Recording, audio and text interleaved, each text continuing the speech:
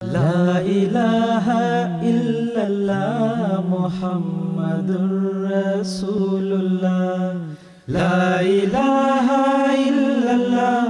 محمد رسول اللہ، لا الہ الا اللہ محمد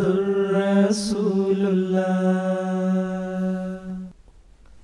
اعوذ باللہ من الشیطان الرجیم، بسم اللہ الرحمن الرحیم۔ ناظرین کرام، السلام علیکم ورحمۃ اللہ وبرکاتہ۔ بچوں کی تعلیم اور تربیت اور ان کی پرورش یہ کیسا مشکل مرحلہ ہے، کیسا مشکل کام ہے، کتنا محنت طلب ہے، کتنا توجہ طلب ہے۔ یہ ایسی حقیقت ہے کہ جس کے لیے ہمیں بہت زیادہ بحث کرنے کی، دلیلیں ڈھونڈنے کی ضرورت نہیں، ہر شخص اس سے واقف ہے۔ لیکن بچوں کی تعلیم و تربیت کے لیے کیا طریق اختیار کرنے چاہیے، کیا راہیں ہیں جو شریعت نے ہمیں بتائی ہیں، کیا حکمتیں ہیں جن کو دیکھنا چاہیے،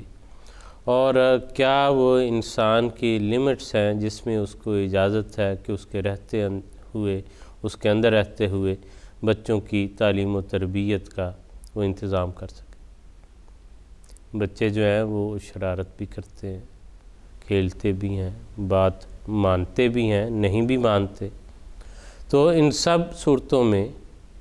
اگر نہیں مانتے تو پھر کیا کر سکتے ہیں، کیا کرنا چاہیے، کس حد تک جو ہے ان پر سختی کرنی چاہیے یا ہمیشہ نرمی کرنی چاہیے، اس کے اثرات کیا ہوں گے، ان سب باتوں پر اور اس کے متعلقہ اور جو امور ہیں ان پر ہم ان دنوں بچوں کی تعلیم و تربیت اور پرورش کے حوالے سے اپنے اس پروگرام میں گفتگو کر رہے ہیں۔ گفتگو میں شرکت فرما رہے ہیں مکرم و محترم مولانا ظہیر احمد خان صاحب اور مکرم و محترم حافظ سید مشہود احمد صاحب۔ خان صاحب، آج کے اس گفتگو کے سلسلے میں پہلا سوال آپ کی خدمت میں عرض ہے کہ کیا بچوں کو بدنی سزا دی جا سکتی ہے تو کس حد تک اور کن امور کے متعلق جو ہے؟ بسم اللہ الرحمن الرحیم۔ سزا جو ہے، دراصل اسلام نے سزا کے تصور کو بھی تربیت کے ساتھ جوڑا ہے اور اصلاح ہر جگہ مد نظر رکھی۔ فرمایا کہ اگر کوئی شخص غلطی کرتا ہے تو اس کو تم اگر اس کی اصلاح ہو رہی ہے معاف کرنے میں تو معاف کر دو، اور اگر اس کی معاف کرنے میں اصلاح نہیں ہو رہی اور سزا سے اس کی اصلاح ہے تو پھر سزا دے دو۔ یہ عام اصول ہے، قرآن کریم نے بیان فرمایا۔ اور جہاں تک بچوں کا تعلق ہے تو اس میں بچے بھی مختلف طبیعت کے ہوتے ہیں اور والدین بھی مختلف طبیعتوں کے ہوتے ہیں۔ بعض بچے اور والدین کا آپس میں ایسی ان کی رابطہ ہوتا ہے کہ والد یا والدہ آنکھ اٹھاتے ہیں تو بچے سمجھ جاتے ہیں۔ بعض اوقات والدین گھور کے دیکھتے ہیں تو بچے سمجھ جاتے ہیں، اور بعض بچے ایسے ہوتے ہیں کہ جن کو ذرا شاؤٹ کر کے ڈانٹ کے سمجھانا پڑتا ہے۔ بعض بچے ایسے ہوتے ہیں جن کے بعض اوقات والدین کچھ دیر کے لیے ان سے ہم کلام ہونا بند ہوئے ہیں اور انہیں احساس ہو گیا ہے کہ والد یا والدہ ناراض ہیں تو وہ اپنی تربیت کر رہے ہیں۔ لیکن بعض طبع ایسے ہوتے ہیں یا والدین نے ان بچوں کو اس حد تک لے گئے ہوتے ہیں کہ وہ سختی، کچھ بدنی سختی کے بغیر وہ ٹھیک نہیں ہوتے۔ بالکل میں یہاں یہ شامل کرنا چاہتا ہوں، دراصل اس میں بچے کا بیچارے کا اتنا قصور نہیں ہوتا کہ شروع دن سے انہوں نے اس نہج پہ اس کو ڈالا ہے کہ جب تک اس کو ڈانٹے نہ، جھڑکیں نہ، تھپڑ نہ ماریں تو وہ اپنی ہر بات اس کو اس طریقے سے سمجھاتے ہیں شروع دن سے۔ تو اب بچہ جو ہے اس نے معیار مقرر کر لیا کہ میں نے اس طرح سے سمجھنا، جب یہ حد آ جائے اس کا مطلب اب میں نے کچھ نہیں کرنا۔ بالکل درست ہے۔ تو جیسے آپ فرما رہے تھے کہ والدین وہاں تک لے جاتے ہیں، اور یہ بالکل درست بات ہے کہ اس میں چونکہ بچہ تو بچہ ہوتا ہے، اس کو جیسی آپ جس نہج پہ چلائیں گے اس پہ چل جائے گا۔ لیکن بعض اوقات چونکہ بعض اوقات بچہ کسی ضد میں آ جاتا ہے، اس وقت وہ کسی بات پہ نہیں مانتا۔ والدین کے مختلف گروہ ہوتے ہیں، انہوں نے مختلف طریقوں سے وہ سمجھاتے ہیں۔ تو بہرحال اس میں ہے کہ اگر کوئی ایسی صورت آ جائے جس میں بچے کو کوئی بدنی سزا دینے کی ضرورت پڑے تو اسلام نے اس کا بھی راہ کھلی رکھی ہے، اور والدین کو اس حد تک اجازت دی کہ انہیں بدنی سزا دی جا سکتی ہے، لیکن اس کے لیے کچھ حدود و قیود بیان کیے۔ حضور صلی اللہ علیہ وسلم نے فرمایا کہ ایسی سزا نہیں دینی چاہیے جو شدید ہو، جس کے نتیجے میں اسے بہت زیادہ تکلیف محسوس ہو۔ غیر مبرہن کے الفاظ بھی جس طرح خواتین کے لیے آتے ہیں، اس طرح شارحین نے، محدثین نے یا شارحین حدیث نے یہ الفاظ بھی استعمال کیے ہیں۔ اور حضور صلی اللہ علیہ وسلم نے خاص طور پہ جہاں پہ نماز کا ذکر ہے اس میں فرمایا کہ 7 سال کی عمر پہ بچوں کو نماز پڑھنے کا حکم دو، اور پھر 3 سال تک کہا کہ ان کو سمجھاتے رہو، مختلف طریقوں سے اس کی عادت ڈالو، اور 10 سال کی عمر میں جا کے وہ نمازوں میں پھر بھی نہ مانیں، پھر بھی سستی کریں، تو ایک تو نافرمانی کر رہے ہیں، اس نافرمانی پہ انہیں بدنی سزا کا حکم ہے۔ دوسرا یہ کہ خدا تعالیٰ نے جس بات کا حکم دیا ہے اور جس کے متعلق فرمایا کہ بنیادی انسان کی تخلیق کا بنیادی مقصد ہی دراصل خدا کا عبد ہونا ہے، اور خدا کا عبد بننے کے لیے پہلی اور بنیادی سیڑھی نماز ہے، اور حضور صلی اللہ علیہ وسلم نے اس پہ بہت توجہ دلائی۔ اس اسلام کی نشأت ثانیہ میں حضرت اقدس مسیح موعود علیہ السلام کی بعثت ہوئی تو آپ نے بھی نماز کے متعلق اتنی اہمیت دلائی کہ فرمایا کہ نوح کے زمانے میں اگر نماز ہوتی تو وہ قوم ہلاک نہ ہوتی۔ خلفاء نے مسلسل، ہر خلیفۃ المسیح اپنے زمانے میں مسلسل اس کی تاکید اور تلقین کرتے ہیں۔ تو بہرحال یہ ایسی چیز ہے جس پہ حضور صلی اللہ علیہ وسلم نے فرمایا کہ اگر وہ 10 سال کی عمر میں ہو کے بھی نہ پڑھیں تو پھر ان کو تم بدنی سزا دو، لیکن اس کے متعلق فرمایا کہ منہ پہ نہیں مارنا، ایسی سزا نہیں دینی جو ان کے لیے تکلیف کا باعث ہو اور ان کو کوئی نقصان پہنچا، چوٹ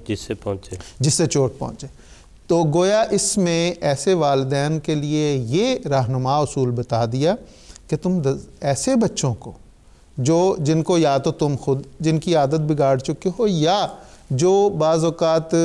سمجھانے کے باوجود بھی سختی کے قائل ہیں، ان کو پھر تم ایسے معاملات میں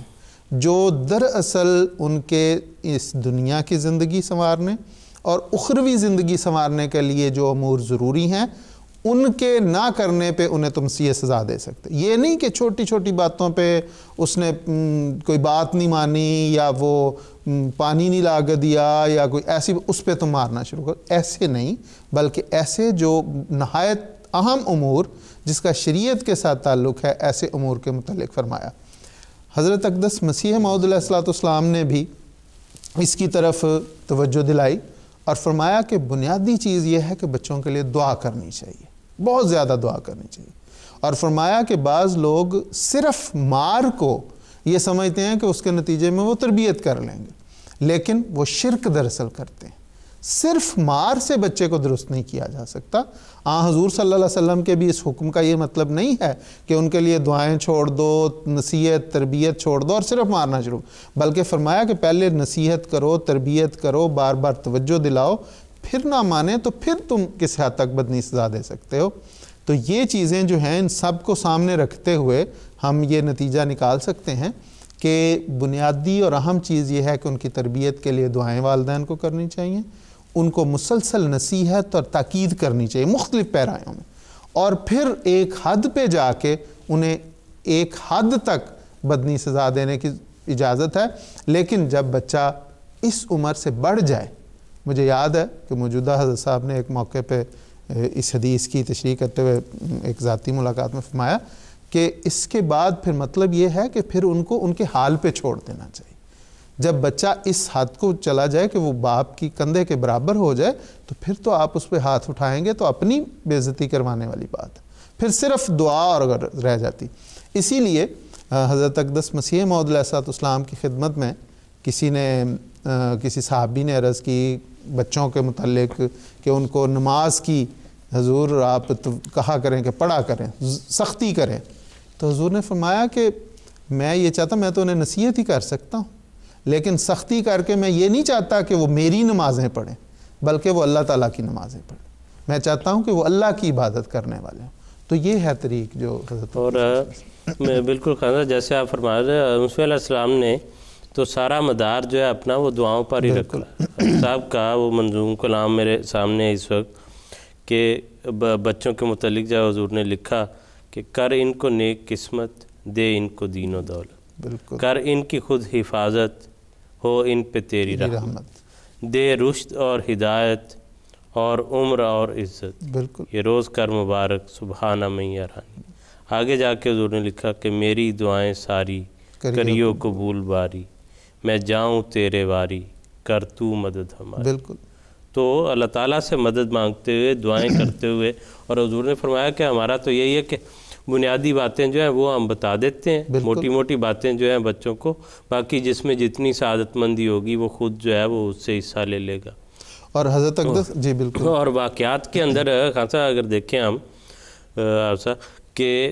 جو ہے مثلا حضور ایک آپ کو پتہ ہے کہ ایک کتاب کا مسودہ لکھ رہے تھے مرزا حضرت صاحبزادہ مرزا مبارک احمد صاحب، حضرت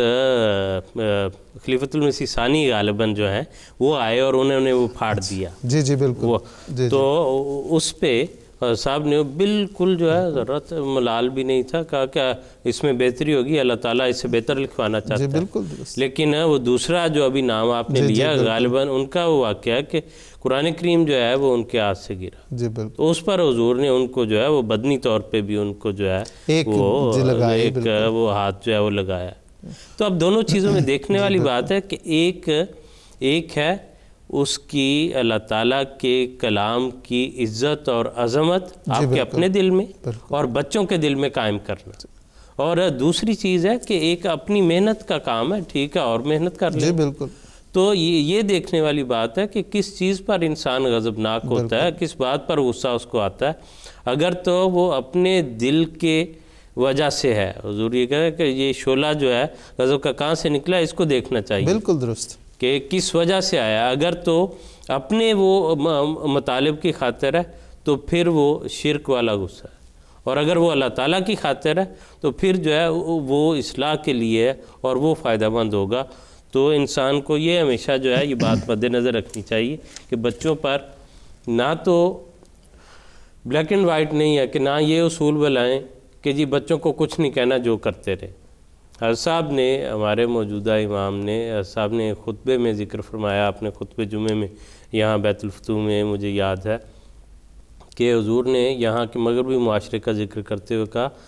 کہ انہوں نے جو یہ پالیسی اپنائی ہے کہ کچھ نہیں کہنا،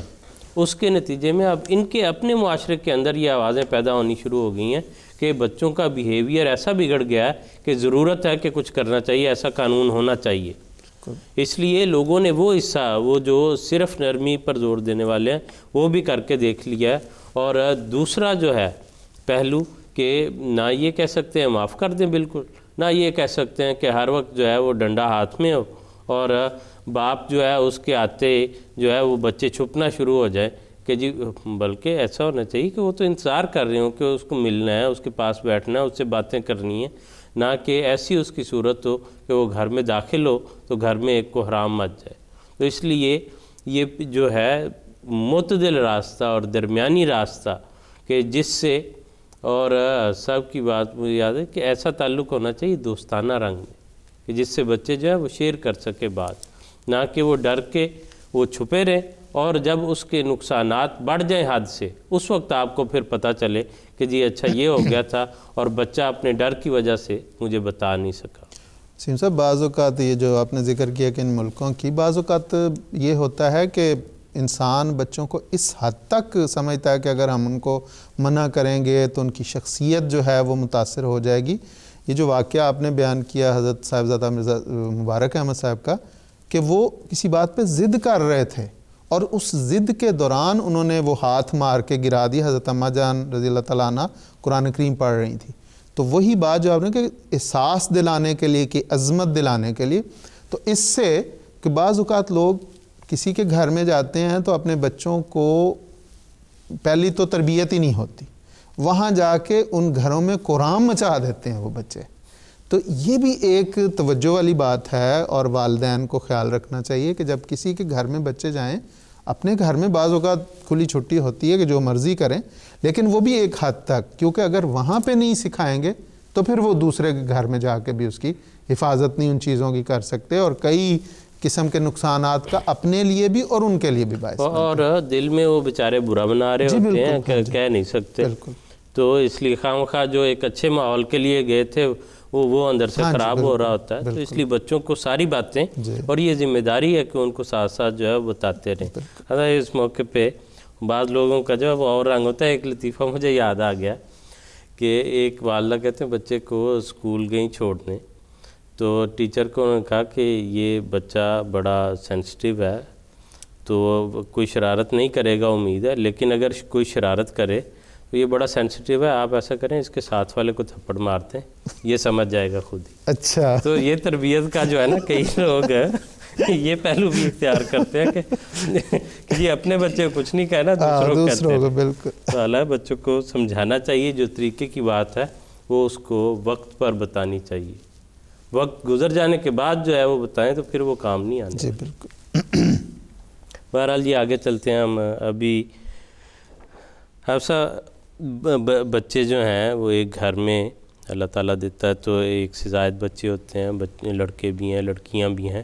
بچوں کے درمیان باہمی جو عدل و انصاف ہے، ماں باپ کا جو ان سے تعلق ہے، آپس میں ان کا جو تعلق ہے، اس کے متعلق کیا احکامات ملتے ہیں؟ قرآن کریم میں اللہ تعالیٰ نے ایک بنیادی حکم کثرت کے ساتھ بار بار جو ہے وہ بیان کیا ہے، اور وہ ہے اعدلوا بینکم، کہ آپس میں عدل کرو۔ اب یہ عدل جو ہے بینکم میں آپس کا جو عدل ہے، یہ بچوں کے درمیان عدل پر بھی اطلاق پائے گا۔ اس کی کئی مثالیں ہمیں جو قرآن کریم سے بھی نظر آتی ہیں۔ مثلاً ایک بات جو وراثت کے حقوق ہیں، اس میں خدا تعالیٰ نے بیان کیا ہے کہ لڑکے کتنے حصے ہوں گے، لڑکیوں کے لیے اتنے حصے ہوں گے۔ اب اگر لڑکے ہیں تو ان میں کوئی تخصیص نہیں کی کہ ایک لڑکے کو، بڑے لڑکے کو اتنا ملنا چاہیے، دوسرے بچے کو اتنا ملنا چاہیے۔ بعض مذاہب میں ہیں اس طرح سے کہ بڑے بچے کو جو ہے وہ تمام ورثہ دے دیا جاتا ہے، لیکن اس کے برعکس خدا تعالیٰ نے وراثت کے معاملے میں یہ عدل کر کے یہ بات بتا دی کہ جس کی جو ضرورت ہے، جو جس کا مستحق ہے، اس کو وہ حصہ بہرحال ملنا چاہیے۔ اور سورہ نساء میں جہاں پہ اللہ تعالیٰ نے وراثت کی آیات نازل کی ہیں، اس کے بعد پھر اللہ تعالیٰ نے ایک انذاری بات بھی کی ہے، وہ بھی ہمیں مد نظر رکھنی چاہیے۔ اللہ تعالیٰ نے فرمایا ہے کہ وَمَن يَعْصِ اللَّهَ وَرَسُولَهُ وَيَتَعَدَّ حُدُودَهُ يُدْخِلْهُ نَارًا خَالِدًا فِيهَا، کہ جو پھر خدا تعالیٰ کی ان بیان کردہ حدود سے تجاوز کرے گا، پھر خدا تعالیٰ کی جہنم کی آگ جو ہے وہ اس کے لیے رکھی گئی ہے اور اس کا مقدر ہوگی۔ پھر تو عدل جو ہے وہ اتنی بنیادی چیز ہے کہ اس کو جو ہے وہ انسان نے ہمیشہ اپنے مد نظر رکھنا۔ ایک موقع پر ہمیں نظر آتا ہے کہ حضور صلی اللہ علیہ وآلہ وسلم کی خدمت میں ایک شخص آئے اور انہوں نے عرض کی کہ حضور، میرے ابا نے میرے فلاں بھائی کو جو ہے وہ ایک گھوڑا جو ہے وہ ہبہ کیا ہے اور مجھے نہیں دیا۔ تو حضور صلی اللہ علیہ وآلہ وسلم نے اس موقع پر جو نوجوان جو وسلم کی خدمت میں آئے تھے ان کے والد کو بلا لیا، اور پھر حضور صلی اللہ علیہ وآلہ وسلم نے ان سے استفسار کیا کہ کیا معاملہ ایسا ہی ہے؟ انہوں نے کہا بالکل ایسا ہی ہے۔ تو حضور صلی اللہ علیہ وسلم نے فرمایا یا تو پھر تم اپنے دوسرے بیٹوں کو بھی اسی مالیت کا، اسی ویلیو کا کوئی گھوڑا دو، یا پھر اس سے بھی وہ گھوڑا واپس لے لو۔ اور پھر حضور صلی اللہ علیہ وسلم نے فرمایا اتقوا اللہ وعدلوا بین اولادکم، صحیح مسلم کی یہ حدیث ہے کہ اللہ تعالیٰ کا تقوی اختیار کرو اور اپنی اولاد کے درمیان عدل کرو۔ اور اسی کو ہی ایک روایت میں بعض احادیث میں کچھ اس طرح سے بیان کیا گیا ہے کہ وہ شخص اپنی بیوی کے ایما پر وسلم کی خدمت میں حاضر ہوئے تھے تاکہ حضور صلی اللہ علیہ وسلم کو اس بات پر گواہ بنا لیتے، تاکہ بعد میں جو دوسری اولاد تھی وہ پھر یہ حق نہ قائم کرتی کہ یہ چیز اس میں ہمارا بھی حصہ ہے۔ تو حضور صلی اللہ علیہ وسلم نے فرمایا کہ میں اس ظلم کے معاملے میں تمہارے ساتھ شریک نہیں ہو سکتا۔ تو گویا کہ اس بات کو حضور صلی اللہ علیہ وسلم نے ظلم کے برابر بیان کیا ہے۔ لیکن کچھ باتیں ایسی ہیں جو استثنائی صورت بھی رکھتی ہیں اور دیکھنا پڑے گا۔ مثلا عدل کے بارے میں کہا جاتا ہے کہ وضع الشیء فی محلہ فہو عدل، کہ عدل وہی ہے کہ جو محل پر جو بھی بات صادر آتی ہے وہ کیا جائے۔ مثلا حضرت مسلم موعود رضی اللہ تعالیٰ عنہ کی ایک بات جو ہے وہ یاد آئی ہے، جس میں حضور صلی اللہ علیہ وسلم نے اور قرآن کریم نے بیویوں کے درمیان عدل کا جو مطالبہ کیا ہے خاوند سے، اس کے بارے میں بیان کیا کہ عدل یہ نہیں ہے کہ 2 روٹیاں اگر تم ایک بیوی کو دے رہے ہو تو 2 روٹیاں دوسری بیوی کو بھی دو، یا 4 گز کپڑا اگر ایک بیوی کو دے رہے ہو تو 4 گز کپڑا دوسری بیوی کو دو۔ عدل یہ ہے کہ جو جس کی ضرورت ہے جتنی اس کے مطابق اس کو اس کا حق دو. مثلا اگر ایک بیوی ہے، اس کی 2 روٹیوں سے اگر بھوک ختم ہو سکتی تو اس کو 2 دو، کسی کی 3 سے ہوتی تو اس کو 3 دو. اگر ایک کا قد زیادہ ہے اور اس کا جوڑا 6 گز سے بنتا ہے اور ایک کا قد نسبتاً چھوٹا ہے اس کا 4 سے بنتا ہے، تو عدل یہ ہے کہ پھر جس کو 4 دینا ہے اس کو 4 دو، جس کو 6 دینا ہے اس کو 6 دو. تو یہی معاملہ بچوں کے بارے میں بھی ہمارے سامنے ہے کہ اگر یہ بات ہمیں نظر آیا، مثلا ایک موقع پر مجھے یاد آیا حضور صلی اللہ علیہ وآلہ وسلم اپنے گھر میں موجود تھے کہ حضرت امام حسین رضی اللہ تعالیٰ عنہ جو بھی بچے ہی تھے، انہوں نے حضور سے فرمائش کی کہ مجھے بھوک لگی ہے، دودھ پینا ہے. حضور صلی اللہ علیہ وآلہ وسلم باہر گئے اور بکری کا دودھ دھویا، اور اس کے بعد وہ دودھ جب لے کے آئے ہیں تو دوسرے جو بھائی تھے ان کے بڑے امام حسن رضی اللہ تعالیٰ عنہ، انہوں نے کہا کہ مجھے پینا ہے. تو حضور صلی اللہ علیہ وآلہ وسلم نے ان کو ہاتھ سے تھوڑا سا سائڈ پہ کیا اور جو پیالہ تھا وہ حضرت حسین کے ہاتھ میں تھمایا ہے. حضرت فاطمہ رضی اللہ عنہ یہ معاملہ دیکھ رہی تھیں اور حضور صلی اللہ علیہ وسلم کے پاس آئیں اور حضور سے فرمایا کہ حضور آپ کو ان دونوں میں سے پیارا کون ہے؟ تو حضور نے فرمایا مجھے دونوں پیارے ہیں. تو پھر انہوں نے کہا کہ حضور پھر بڑے بیٹے کو سائڈ پہ کر کے چھوٹے بیٹے کو دیا ہے پیالہ. تو حضور نے وہاں پہ فرمایا کہ مانگا پہلے حسین نے تھا. تو یہاں پر حضور صلی اللہ علیہ وسلم نے عدل کا کتنا بڑا نمونہ ہمارے سامنے پیش کیا کہ جس کی ضرورت پہلے تھی اس کو پہلے دیا اور کہا پیار مجھے دونوں سے ہی ہے. تو یہ باتیں بھی ہمیں روزمرہ زندگی میں نظر آتی ہیں. مثلا ایک بچہ بڑا ذہین ہو سکتا ہے اور اس کی ذہانت یہ مطالبہ کرتی ہے کہ اس کو اچھا پڑھایا جائے اور وہ ڈاکٹر بن سکتا ہے یا CA کر سکتا ہے یا اور دنیاوی فیلڈ میں PhD کر سکتا ہے کسی سبجیکٹ میں، تو اس کے اوپر خرچ کرنا یہ عدل ہے. لیکن ایک بچہ جس کو خدا تعالیٰ نے اتنی ذہنی صلاحیت نہیں دی، اس کے اوپر اس کی تعلیم پر غیر ضروری پیسہ خرچ کرتے چلے جانا، یہ گویا کہ اسراف ہے اور یہ جو ہے وہ عدل کے مقام پر بات قائم نہیں ہوگی. مثلا ایک موقع پر حضرت مسلم موعود رضی اللہ تعالیٰ عنہ نے اسی بارے میں بیان کیا کہ اگر کسی کے 4 بیٹے ہیں، ان 4 بیٹوں میں سے 3 بیٹے اچھا کماتے ہیں، کھاتے پیتے ہیں، ایک بیٹا نسبتاً چھوٹا ہے، اس کے پاس روزگار نہیں ہے، تو باپ پھر کچھ زائد رقم اس کو ہبہ کر سکتا ہے. لیکن اس کے لیے پھر وہ جو عدل کی بات ہے وہ سامنے رکھی گئی کہ جو دوسرے 3 بیٹے ہیں پھر ان کی رضامندی ضروری ہے اور ان سے پوچھ کر پھر اس بیٹے کے حق میں اگر کوئی چیز دینی ہے تو وہ دی جا سکتی ہے. تو گویا کہ محل اور جو صورتحال ہوگی اس کو مد نظر رکھتے ہوئے جو بھی عدل کے تقاضوں کو پورا کرتے ہوا فیصلہ ہوگا وہی صادر ہوگا اور بچوں میں جو ہے وہ عدل ہی قائم کیا جانا چاہیے. خلیفۃ المسیح رابع رحمہ اللہ کا 2 سطروں کا ایک عدل کا ایک اور جو ہے رخ پہلو وہ بھی میں نے کہا ہم شامل کر لیں. ایسا فرمایا کہ ہر وہ ماں جو بچے کو صرف پیار ہی نہیں دیتی بلکہ شروع ہی سے اس کے اندر انصاف پیدا کرتی ہے، اس کے اندر توازن پیدا کرتی ہے، وہ حقیقت میں مستقبل کے لیے ایک جنت پیدا کر رہی ہوتی ہے. تو بچوں کے اپنے اندر بھی اس کے نتیجے میں ان کی شخصیت میں ایک توازن اور عدل جو ہے وہ پیدا ہوتا ہے جو پھر آگے چل کے اس معاشرے کا حصہ بنتا ہے. خان صاحب، حالات کے مطابق ایسا ہو جاتا ہے کہ بعض دفعہ جو ہے بچپن میں کسی کے جو ہے وہ فوت ہو جاتے ہیں والدین میں سے کوئی، تو یتیم کیا ہے اور اس کے احکامات کیا ہیں، اس کی پرورش کی ذمہ داری کس پر ہے؟ جی، یتیم کا لفظی مطلب ہے اکیلا، یکتا، اور اصطلاح میں جب ہم استعمال کرتے ہیں تو ایسا نابالغ بچہ جو بچپن میں ہی ابھی بالغ ہونے سے پہلے والد کے سائے سے محروم ہو جائے، یعنی والد فوت ہو جائے،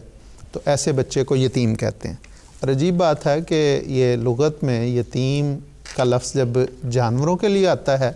تو جانور کا وہ بچہ جس کی ماں فوت ہو جائے، مر جائے، تو اس بچے کے لیے، اس جانور کے اس بچے کے لیے یتیم کا لفظ آتا ہے. اس لیے کہ جانوروں میں زیادہ پرورش اگرچہ اس میں بھی ماں ہی کرتی ہے، لیکن جانوروں میں ایک لمبے عرصے تک ماں ہی ہر چیز کھلاتی پلاتی، ڈیپینڈنٹ جو ہے جی وہ ماں پہ ہوتا ہے. جی، تو یہاں پہ انسانوں میں ایسا بچہ جو نابالغ ہے اور اس کا باپ فوت ہو جائے وہ یتیم کہلاتا ہے. سیدنا حضرت اقدس مسیح موعود علیہ الصلوۃ والسلام نے بھی، اور قرآن کریم، پہلے ہم قرآن کریم کو دیکھ لیتے ہیں. سورہ زحا میں اللہ تعالیٰ فرماتا ہے حضور صلی اللہ علیہ وسلم کو مخاطب کر کے کہ الم یجد کا یتیمن فآوا، کہ کیا اس نے تجھے یتیم نہیں پایا اور پھر پناہ دی تجھے. تو حضرت اقدس مسیح موعود علیہ الصلوۃ والسلام پیغام صلح میں فرماتے ہیں، فرمایا تاریخ دیکھو کہ حضرت صلی اللہ علیہ وسلم وہی ایک یتیم لڑکا تھا جس کا باپ پیدائش سے چند دن بعد ہی فوت ہو گیا۔ گویا اس میں یتیم کی تعریف کر دی کہ حضور صلی اللہ علیہ وسلم اس لیے یتیم کہلائے کہ پیدائش سے چند دن بعد ہی آپ کے والد کی وفات ہو گئی۔ تو یہ تو ہے یتیم کے معنی۔ جہاں تک اسلام نے یتیم کے حقوق کے متعلق بات ہے تو اسلام نے اس پہ بہت زور دیا، اس کی پرورش کی غیر معمولی اس کی اہمیت بیان کی۔ اس سے اگر یتیم لڑکی ہے تو اس کے شادی کے معاملات میں بہت زیادہ نصائح کیں۔ اسی طرح اگر وہ صاحب مال و دولت ہے تو اس کے مال و دولت کی حفاظت کی متعلق احکامات جاری فرمائے، اور فرمایا کہ اگر کسی کا بھی ورثہ تقسیم ہو رہا ہے، دولت کی بات ہو رہی ہے، پراپرٹی کی بات ہو رہی، اور وہاں پہ کچھ یتیم بھی موجود ہیں تو فرمایا کہ ان کو بھی کچھ دو، ان کا بھی خیال رکھو۔ حضور صلی اللہ علیہ وسلم نے یتامہ کی پرورش پہ بہت زور دیا۔ حضور نے فرمایا کہ جو یتیم کی پرورش کرتا ہے، قیامت کے دن میں اور وہ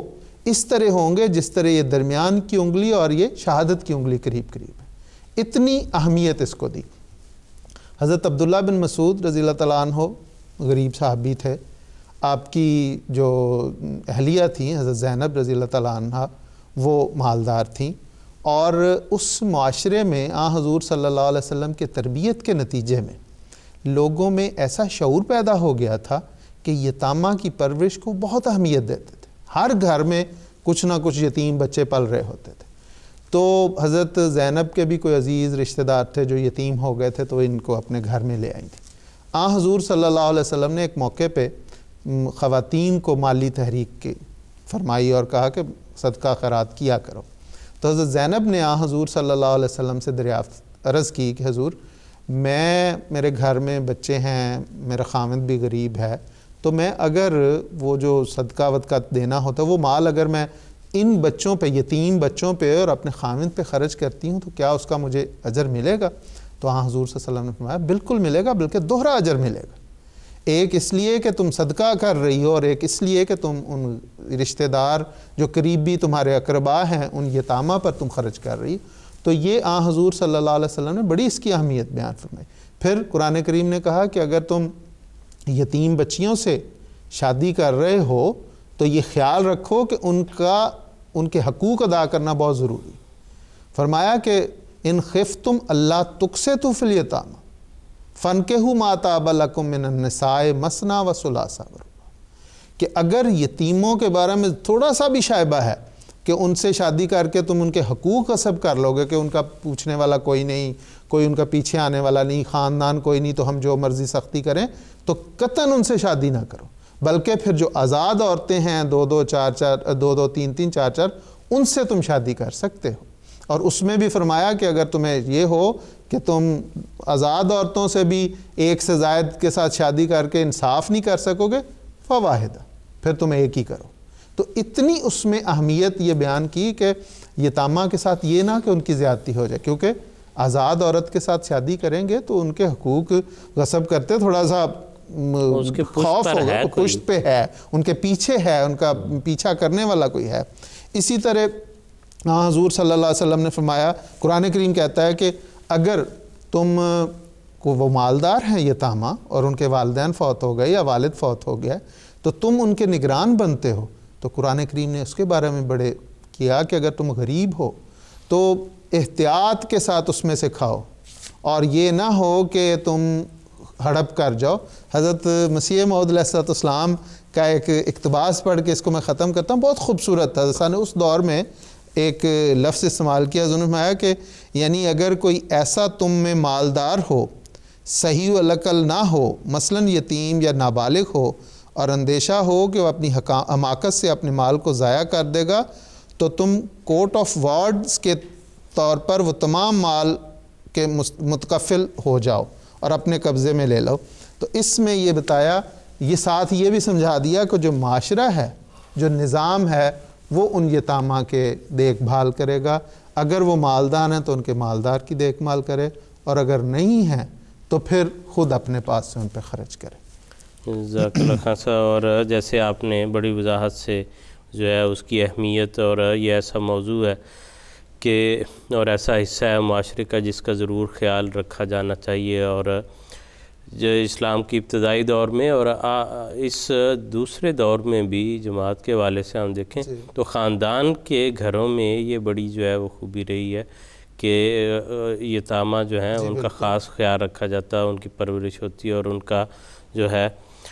ہر لحاظ سے ان کو جو خیال رکھنا ان کی ضروریات کا بھی اور ان کی دلجوئی کا بھی، جی بالکل ان کے، اور جیسے قرآن کریم کا حکم ہے کہ فَأَمَّا الْيَتِيمَ فَلَا تَقْهَرْ، جی بالکل کہ یتیم جو ہے اس پر سختی کوئی اس طرح کی جھڑکنا بھی نہیں ہے، جھڑکنا جو ہے اس کو وہ نہیں ہے۔ تو جہاں عام لوگوں سے اس نے سلوک ہے، اس معاملے میں بہت زیادہ جو ہے، جی بالکل، اور کیونکہ وہ بیچارے پہلے ایک ایسی کیفیت سے گزر رہے ہیں اور جو ہے جس میں ان سے وہ بنیادی خوشیاں جو ایک عام بچے کو حاصل ہوتی ہیں وہ پہلے ہی نہیں رہی ہوتی، تو اس لیے اور سختی کرنا، وہ کہ کسی کے شعر جو ہے وہ مجھے یاد آ رہا ہے، انہوں نے کہا کہ غربت نے میرے بچوں کو تہذیب سکھا دی، جی بالکل، سہمے ہوئے رہتے ہیں شرارت نہیں کرتے۔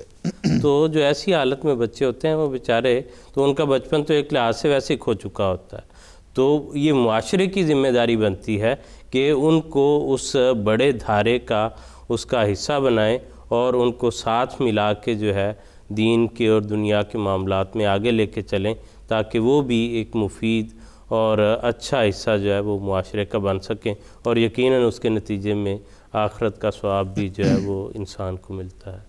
ناظرین کرام، آج کے اس پروگرام کا وقت اپنے اختتام کو پہنچتا ہے۔ آپ کے کوئی سوالات ہوں تو ضرور ہمیں بھجوائیں، ہم انشاءاللہ اگلے پروگراموں میں ان کو شامل کر لیں گے۔ السلام علیکم ورحمۃ اللہ وبرکاتہ۔ لا الہ الا اللہ محمد رسول اللہ، لا الہ الا اللہ محمد رسول